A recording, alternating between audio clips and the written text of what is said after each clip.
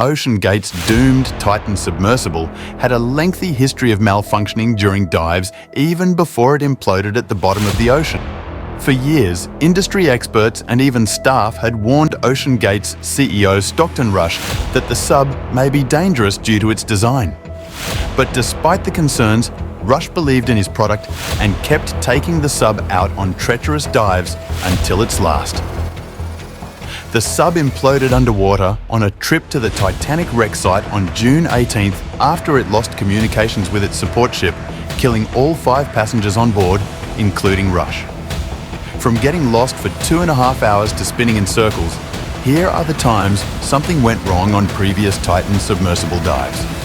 And while many view Stockton as a pioneer, at the same time, some believe this situation was avoidable. Nervous because of the descent or the fact that you were sealed into this thing? Had you begun to think about the danger you put yourself in? Today, we delve into the Titan's logbook, unearthing the 7 haunting signs that foretold its end. 7 times it narrowly escaped danger. 7 times it faced the edge of disaster until it couldn't escape any longer and met its end. Before we continue, kindly hit the like and subscribe button so as to help us bring more insightful videos like this to you. The Titan had a troubled history, whispers of near misses and malfunctions long before its final plunge. One critic described Rush as a lone wolf who disregarded the safety of his passengers. After the tragedy, it was alleged that the company boss had ignored repeated warnings from his own staff. He also ignored warnings from other industry experts who had tried to raise concerns about his carbon fiber vessel. He even had 7 previous near-death experiences that predicted the end of the Titan submersible. But here are all the 7 close calls that foretold the end of the Titan submersible. Number 7. Stanley, a submersible expert, said he heard cracking noises while on a Titan dive in 2019. Stanley rode on the Titan in a dive off the coast of the Bahamas, during which the submersible was making a cracking noise that alarmed him, according to the emails. He told Oceangate CEO Stockton Rush in an email that such noises could panic passengers. Stanley said the submersible should be tested more before bringing paying passengers on board. He told the Oceangate CEO that paying passengers could panic if they heard the same cracking sounds he heard on a Titan dive in 2019. In emails to Rush, Stanley expressed concern about the noise and the integrity of the hull, saying that the submersible needed much more testing before Rush considered bringing on paying passengers for 6-figure tickets. He told us before the dive to expect loud noises that he had heard on his first dive, and we did. He described them as fireworks. I would say small caliber gunshots, same difference. So you get on the ship, dive 2, it's off the coast of Bahamas. Marsh Harbor. And how deep do you go? Roughly 12,500 feet. And you hear the noise. And are you calm? It was, it started, I don't remember the exact depth. I forwarded the emails that I've had back and forth with him to different news agencies, including the New York Times just had a front page piece on that. By reviewing my emails, it made noise for most of the trip, obviously the most towards the end of, or when we were the deepest. And the more troubling aspect was it even made noise all the way up to 300 feet from the surface on the way back up, which means there was stored energy in there which was releasing, the hull was getting mashed up. So, and that was only on the second dive. So you take the trip, you send them an email. Can you send them a bunch of emails? A bunch. Pages of emails. Why did you feel like you needed to tell him this, and what did you tell him? I told him that he didn't have enough. I told him that the hull was breaking up, that even if he was able to, I told him he didn't have a marketable product. Stanley proceeded to reveal that the Oceangate's Titan submersible encountered numerous system failures in most of its dives. He quite literally had never done 2 consecutive dives without having a major system failure. He had no business bringing that thing out into the middle of the North Atlantic. And I mean, I explained it to him from every angle I could think of doing it. I don't think it was my place to try to, physically interfere with him or anything. And at the end of the day, the people signed waivers. I don't think he was totally honest with them exactly how much issues the submarine had, and that information was not really coagulated by all his former customers and whatnot, that they would have had access to that information. Number 6. The Oceangate's Titan submersible was struck by lightning during a dive in the Bahamas. The Titan was struck by an indirect lightning bolt, which caused significant damage to its internal systems, affecting over 70%. The crew, including Oceangate CEO Stockton Rush, managed to abort the dive and return to the surface safely. While the damage was initially described as minor, later reports revealed the extent of the issues, particularly with connectors, penetrators, and wiring. The incident led to the cancellation of a planned expedition and raised concerns about the Titan's long-term safety. After the lightning strike, Stockton Rush said in quote, "Fortunately, we are using commercial off-the-shelf and line-replaceable items. So in a matter of a couple of days, we were able to replace all those components." The company, however, aborted the test dive due to the lightning strike. Oceangate disclosed the lightning incident solely during an interview and hesitated to share images and videos depicting the precise damage area on the Titan submersible. So Stockton, I think you mentioned a little bit of it as we talked through, but there's no doubt you've seen some significant challenges. I think maybe one of the ones on the top of the list is, I've heard you guys experienced a lightning strike in the Bahamas while working and doing some testing down there. That certainly is a feat to overcome as you're out in the field. How did you guys get over that? Yes, I mean, fortunately, it was not a direct strike. So, in a direct strike, the carbon fiber probably would have taken us totally out. But it basically made its way into every piece of electronics inside the sub. Unfortunately, we are using commercial off-the-shelf and line replaceable items. So, in the matter of a couple of days, we were able to replace all those components. But we continue to have issues on connectors, penetrators, wiring. Lightning can do weird things. That pushed our testing back, and we ended up having to cancel that. It was back in 2018. Number 5. The Oceangate's Titan submersible lost communications in every single dive, and the company never disclosed this to its passengers before coming on board the vessel. Brian Weed, a documentary cameraman for the Discovery Channel series Expedition Unknown, who was also a former Titan submersible passenger and has also taken 4 dives in it, including to the Titanic, said communication with the surface ship was lost every single time. The submersible relied on the surface ship for navigation, as GPS is not an option 13,000 feet below sea level.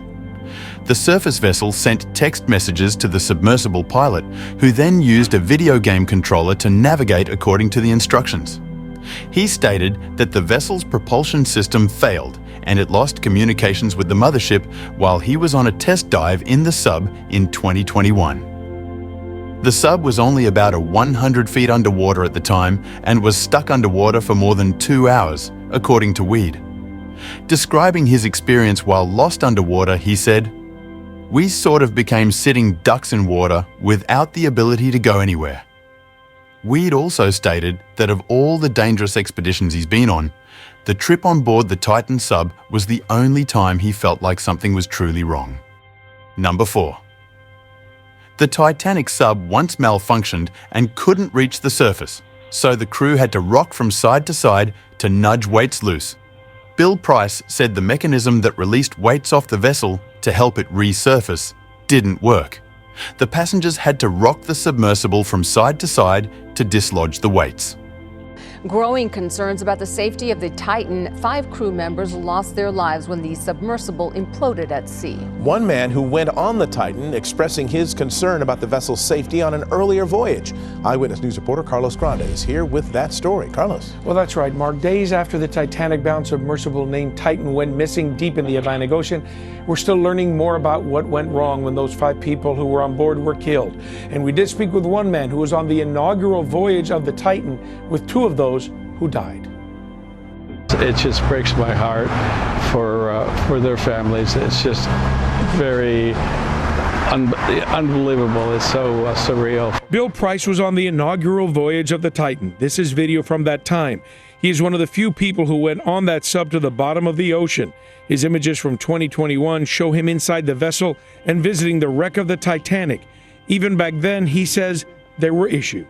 The mechanism that releases the weights for us to allow us to descend up was not operating. We had gone through a process of rolling the sub back and forth, and fortunately we were able to dislodge the weights. Bill Price, an adventurer from California, told the Los Angeles Times that he went on the sub 2 years ago when it similarly lost communication with its mothership an hour into the journey. Shortly after, the crew realized there was a problem with the mechanism that released weights off the vessel so it could rise back up to the surface, he said. Bill Price said there was some apprehension of how they were going to get back up when the submersible malfunctioned. Oceangate Expedition's CEO. Stockton Rush and the French explorer Paul-Henri Nargeolet, who were on board the sub, devised a plan. They asked Bill Price and the other passengers to rock from side to side to try to dislodge the weights. Rush and Nargeolet were among the 5 passengers of the submersible that lost their lives. Number 3. Oceangate's Titanic sub went out of control on a test dive after its thrusters failed, leaving it a sitting duck under the water for more than 2 hours.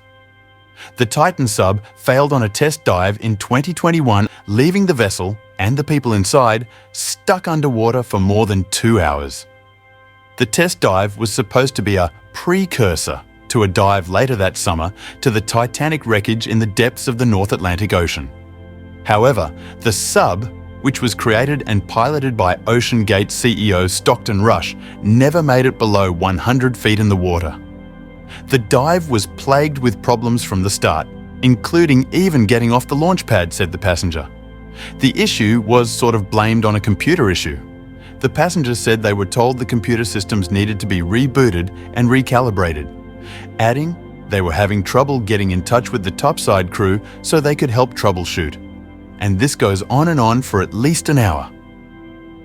The sub eventually spent more than 2 hours in the water going nowhere before Rush had to sheepishly confess they had to abort the dive because there was no way for the vessel to get down to the target.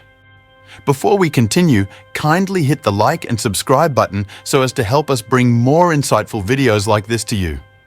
Number 2. A CBS reporter who took a dive in the Titanic submersible said it got lost for up to 5 hours and that the mothership shut off its internet so passengers couldn't tweet about the mishap. He Missing Tourist submersible was previously lost for hours, the CBS reporter David Pogue said. David Pogue, who featured Oceangate Expedition's submersible and its crew in a November CBS TV segment, said he wasn't in the vessel during this particular dive. However, he was in the control room of the submersible's mothership at the time, adding that the crew shut off the internet on board. In one of David Pogue's tweets in respect to the lost sub underwater, he said, "They could still send short text to the sub, but didn't know where it was. It was quiet and very tense, and they shut off the ship's internet to prevent us from tweeting." After the terrifying event, he tweeted, "This submersible doesn't have any kind of beacon like that. On my expedition last summer, they did indeed get lost for about 5 hours, and adding such a beacon was discussed." Pogue said Oceangate told passengers that it shut off the Wi-Fi to free up bandwidth in case the situation developed into an emergency. If one were cynical, one could also interpret that gesture as a way to prevent the passengers and reporters from tweeting about an unfolding problem, It's possible that their intention was to free up bandwidth. It's also conceivable that they aimed to avert the emergence of negative publicity as events unfolded in real time. Because the submersible goes so deep underwater, the only way it can communicate with its mothership is via text messages, according to Oceangate. And the Titan can't reliably navigate on its own, so it has to receive instructions from the ship on the surface. And finally, number 1. On a past Titan subdive, the pilot lost control when the thrusters malfunctioned, causing it to spin in 360-degree circles. The last indication of impending doom occurred when the submersible lost control and spun in circles near the Titanic wreck. The moment, captured by the BBC, took place less than 1,000 feet from the Titanic. In the footage, Griffith could be heard telling the submersible passengers that one of the thrusters was thrusting forward while the other was thrusting backward. Am I spinning? Yes. I am? Yes. Looks like it. Now you're going north.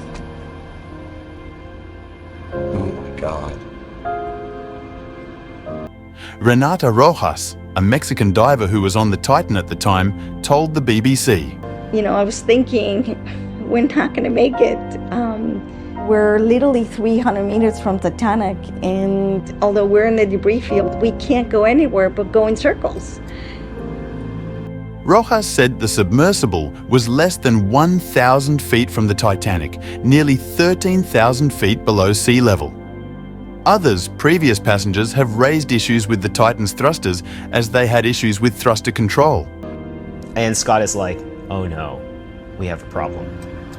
When I'm thrusting forward, one of the thrusters is thrusting backwards right now. So the only thing I can do right now is a 360. They had issues with the computers aboard, and also had issues with the communication system. Ignoring all these signs, on June 18, 2023, the vessel imploded on its way to the Titanic, killing everyone on board. Rush and Oceangate have since come under scrutiny for ignoring safety concerns expressed by former employees and experts in the submersible industry.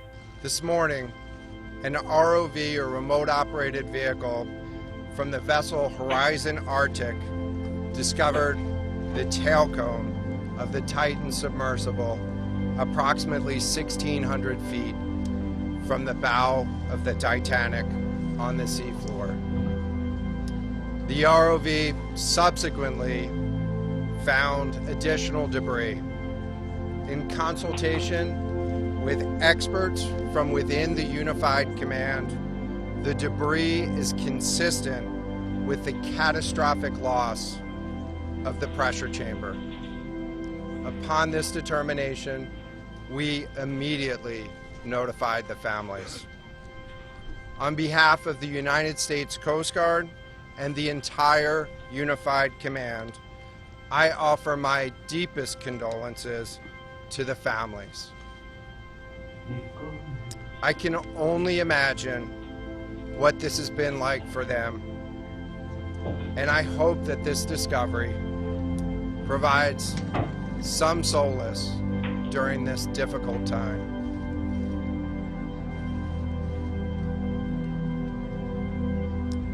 Additionally, we've been in close contact with the British and French consuls general to ensure that they are fully apprised and that their concerns are being addressed. The outpouring of support in this highly complex search operation has been robust and immensely appreciated. We are grateful for the rapid mobilization of experts on the undersea search and rescue, and we thank all of the agencies and personnel for their role in the response. We're also incredibly grateful for the full spectrum of international assistance that's been provided. The ROVs will remain on scene and continue to gather information. Again, our most heartfelt condolences go out to the loved ones of the crew. We'll now take questions. What other debris have you found, John?